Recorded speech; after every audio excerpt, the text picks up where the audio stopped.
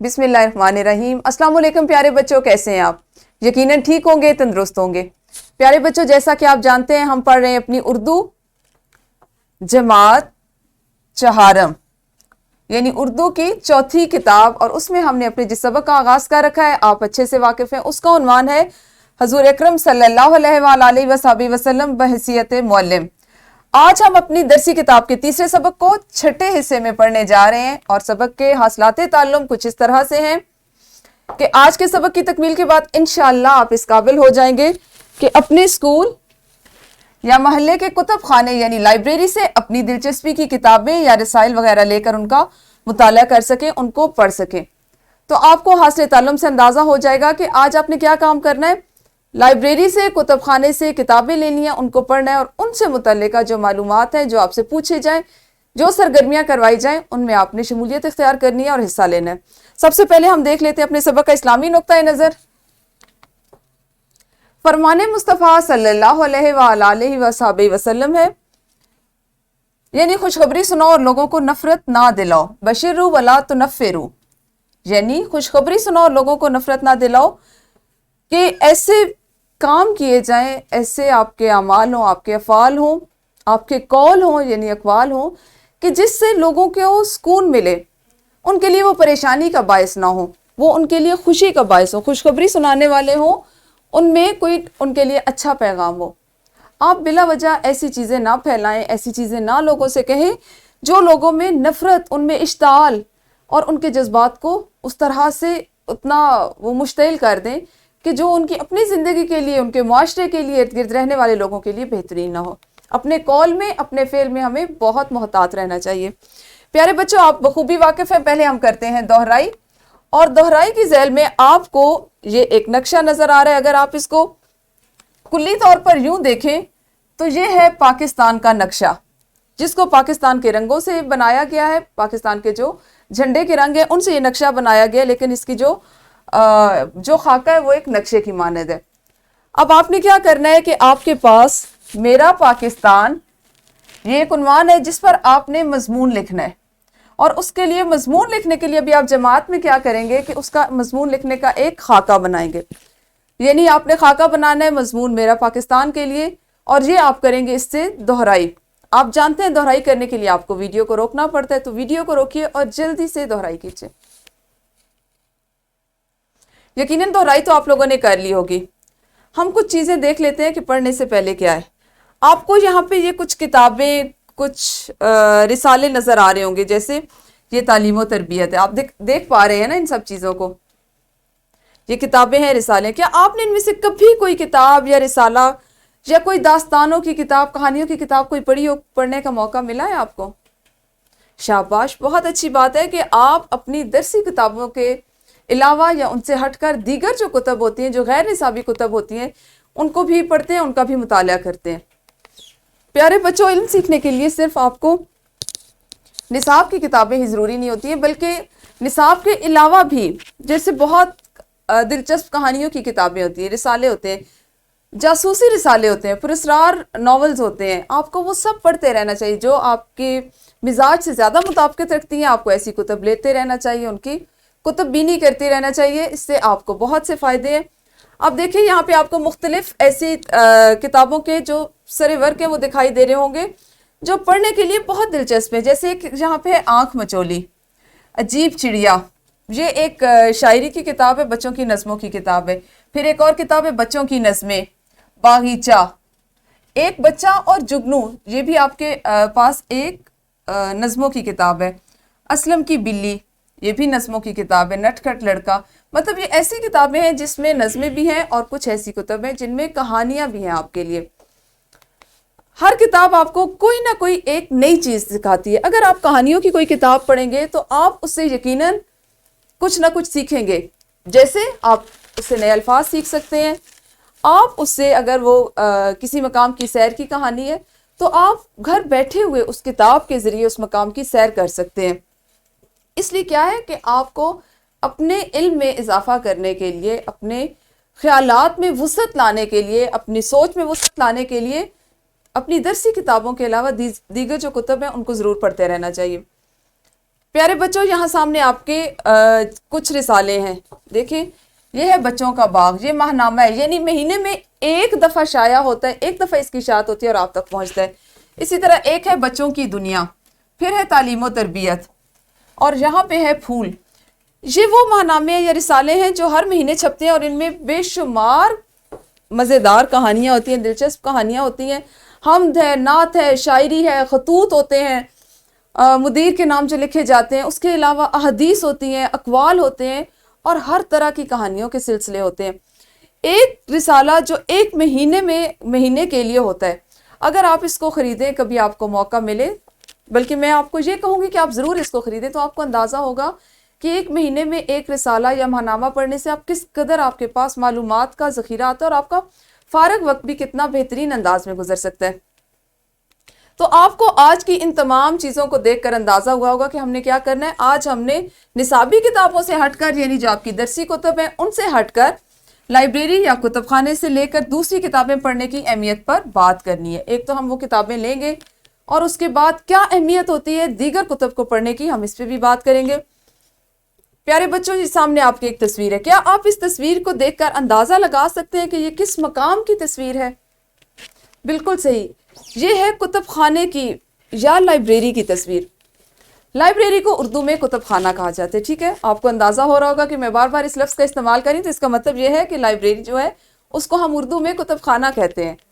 یہ ایک لائبریری کی یا کتب خانے کی تصویر ہے، اور آپ دیکھیں کہ ایسا لگتا ہے کہ یہاں پہ ایک کتابوں کا سمندر ہے، اور آپ ان میں سے کچھ نہ کچھ لے کے اگر آپ یہ سب بھی پڑھنا چاہیں تو آپ سوچیں آپ کے علم میں کتنا اضافہ ہوگا، کتنی وسعت آئے گی اس میں۔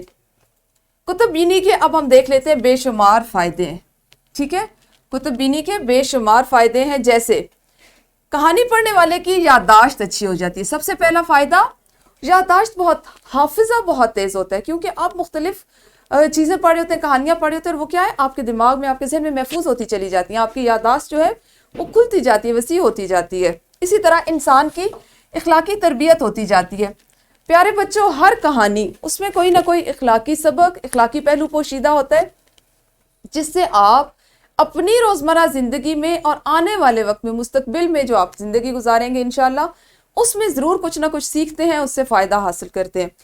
پڑھنے والے کا تخیل بلند پروازی سیکھ جاتا ہے، یعنی جو پڑھ رہا ہوتا ہے، آپ جیسے قاری ہیں، آپ پڑھ رہے ہیں اس کو، تو آپ خود سوچنا شروع کر دیتے ہیں، آپ خیالات کی جو دنیا ہے اس میں بھی وسعت آ جاتی ہے، آپ ایک مخصوص پہلو سے ہٹ کر سوچنا شروع کر دیتے ہیں۔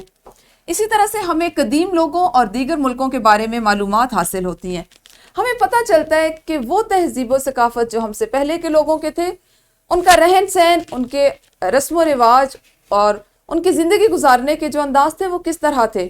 یوں آپ اپنے سے پچھلے زمانے میں بھی زندگی گزار سکتے ہیں، ان لوگوں کے طرز زندگی سے بھی واقف ہو سکتے ہیں۔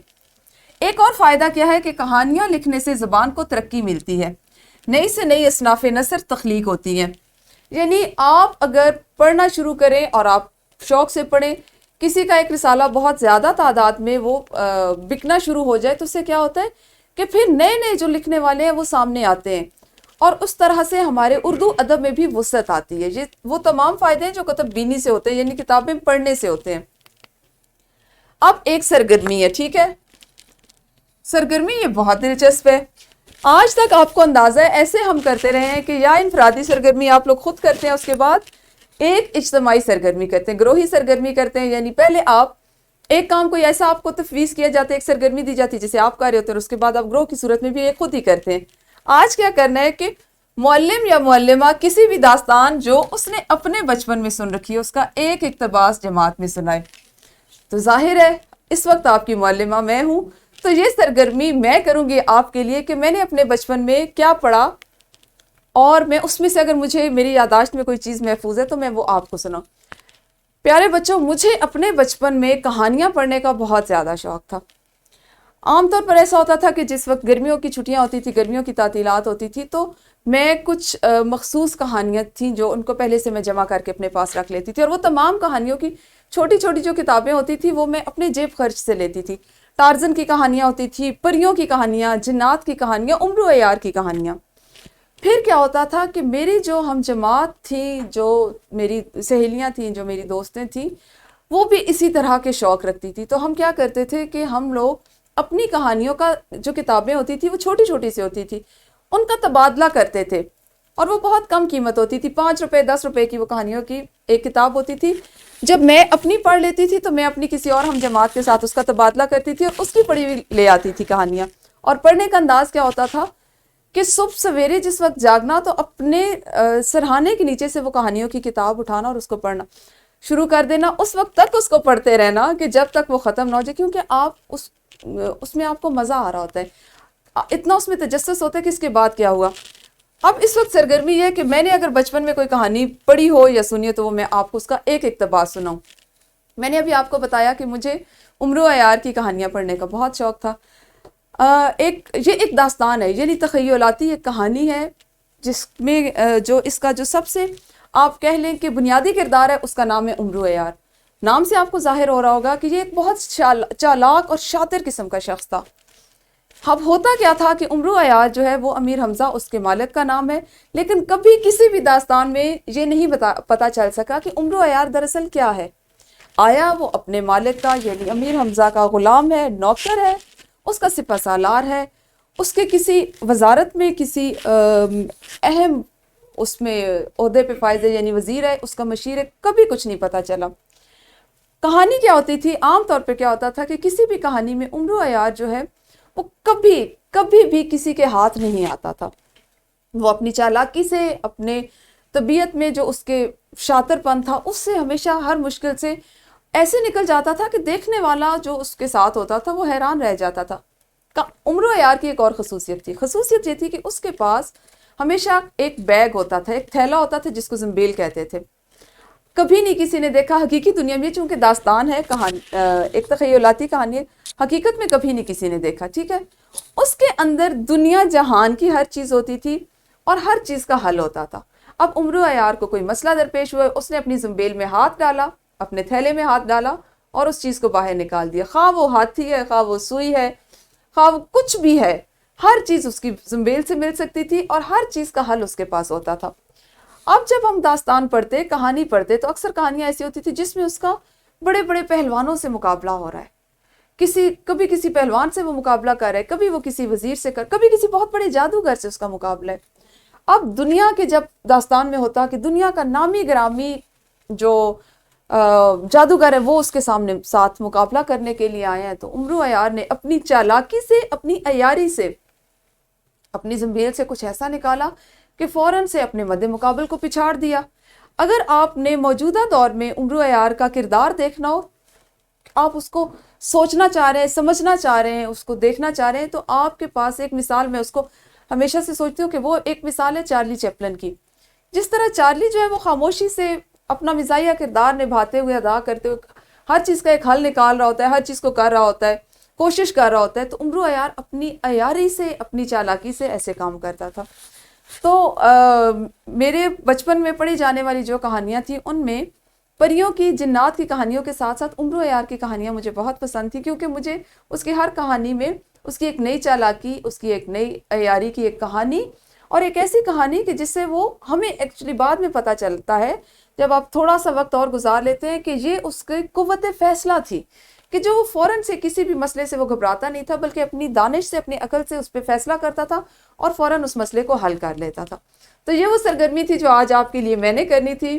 مجھے امید ہے کہ آپ کو یہ کہانی کا ایک اقتباس ضرور پسند آیا ہوگا، اور اسی کو مد نظر رکھتے ہوئے آپ بھی یقیناً کہانیوں کی کتابیں آج سے لے کے پڑھنا شروع کر دیں گے۔ بڑھتے اپنے سبق کے اگلے حصے کی طرف، اور اگلے حصے میں کیا ہے کہ آپ کریں گے آج مشق میں ہمارے پاس کرنے کے لیے بظاہر کوئی کام نہیں ہے، آپ کے پاس ہے عملی منصوبہ۔ پیارے بچوں، آپ جانتے ہیں عملی منصوبہ ہماری درسی کتاب کا اس کی جو مشق ہوتی ہے اس میں دیا جاتا ہے، جس کو ہم نے عملاً کرنا ہوتا ہے، اور اس کے لیے جو مخصوص دن ہوتے ہیں وہ آپ کی معلمہ آپ کو بتاتی ہیں کہ اس کی نوعیت کس طرح کی ہے، وہ آیا ایک دن میں مکمل ہوگا، 2 میں یا 1 ہفتے میں۔ آپ کے آج کے سبق کا عملی منصوبہ اس طرح سے کہ کتب خانے سے یعنی لائبریری سے اسلامی کتب حاصل کریں، اور اسلامی تاریخ کے پہلے اسکول دار ارقم میں پڑھنے والے صحابہ کرام رضوان اللہ تعالیٰ علیہم اجمعین کے ناموں کی فہرست مرتب کریں۔ سب سے زیادہ نام جمع کرنے والے طلبہ کی حوصلہ افزائی کریں۔ بظاہر یہ ایک دلچسپ سرگرمی ہے، دلچسپ عملی منصوبہ ہے جس کو آپ کر سکتے ہیں۔ شوق سے کر سکتے ہیں. دوبارہ سے آپ کو کتب خانے سے کتابیں لینی پڑیں گی. کوشش کریں ایسی کتابیں آپ کے اسکول کے کتب خانے میں موجود ہوں. دوسری صورت میں ایسا بھی ہو سکتا ہے کہ آپ انٹرنیٹ سے بھی مدد لے سکتے ہیں. پیارے بچوں، یہاں پہ میں آپ کو بتاتی چلوں کہ جو سب سے پہلی باقاعدہ درسگاہ تھی، اسلامی درسگاہ تھی، نبی اکرم صلی اللہ علیہ وآلہ وصحبہ وسلم کے زمانے میں اس کو دار ارقم کا نام دیا گیا. اور کیوں دیا گیا کہ آپ صلی اللہ علیہ وآلہ وسلم کے ایک صحابی تھے جنہوں نے اسلام قبول کیا، ان کا نام تھا حضرت ارقم بن ابی الارقم مخزومی رضی اللہ تعالیٰ عنہ. وہ ان کے گھر میں یہ درسگاہ بنائی گئی، یا آپ اسے کہہ لیں کہ اس زمانے کا جو چھوٹا سا ایک اسکول تھا ان کے گھر میں بنایا گیا. یہ جو صحابی تھے یہ 12 سے 16 سال کے درمیان ان کی عمر تھی جب انہوں نے اسلام قبول کیا، اور اپنے گھر میں چھپ کے یہ ان کے گھر میں لوگ آتے اسلام قبول کرتے، وہاں پہ ان کو درس و تدریس کیا جاتا تھا. ان کا گھر مکہ میں وادی صفا کے میں واقع تھا، اور ان کے نام پر دراصل ان صحابی کے نام پر دار ارقم جو ہے اس اسکول کا یا اس مدرسے کا نام رکھا گیا.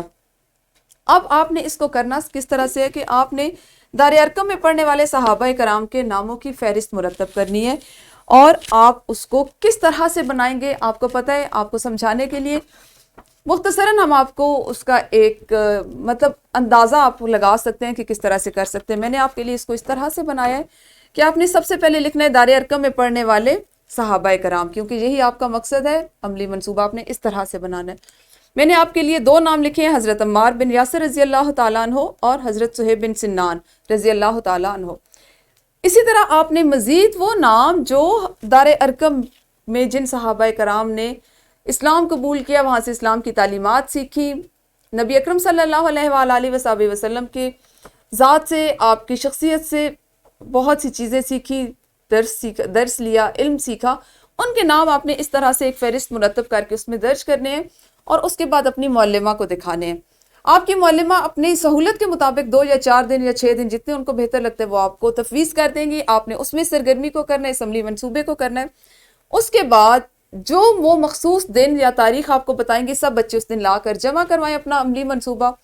اور جس بچے نے سب سے زیادہ صحابہ کرام کے درست نام جمع کیے ہوں گے، آپ کی معلمہ اس کا وہ جو جس شیٹ پہ وہ بنا کے لائے گا اس کو اپنے تختہ نرم پر لگا دیں گے. اور اس طرح سے وہ اس کو جب جماعت میں لگا دیں گی تو آپ کو کیا فائدہ ہوگا کہ آپ بہت سے وہ نام جو آپ نہیں لکھ سکے، نہیں تلاش کر پائے، آپ ان سے بھی واقف ہو جائیں گے. اور اس بچے کی حوصلہ افزائی بھی ہوگی جس نے اتنی محنت کی، اتنی کاوش کی کہ وہ سب سے زیادہ نام تلاش کر سکا. تو یہ ہمارا وہ عملی منصوبہ ہے جس کو آپ آج سبق کے اختتام پر آپ کو میں نے بتایا، اس کو کرنے کا طریقہ بتایا، جس کو آپ آنے والے دنوں میں جتنے دن آپ کی معلمہ آپ کو بتاتی ہیں اس میں کریں گے. پیارے بچوں، یہ تھا ہمارا تیسرا سبق درسی کتاب کا جو ختم ہو گیا. کل انشاءاللہ اپنے اگلے سبق کے ساتھ ملیں گے. اس وقت تک اپنا خیال رکھیے. اللہ حافظ. شکریہ.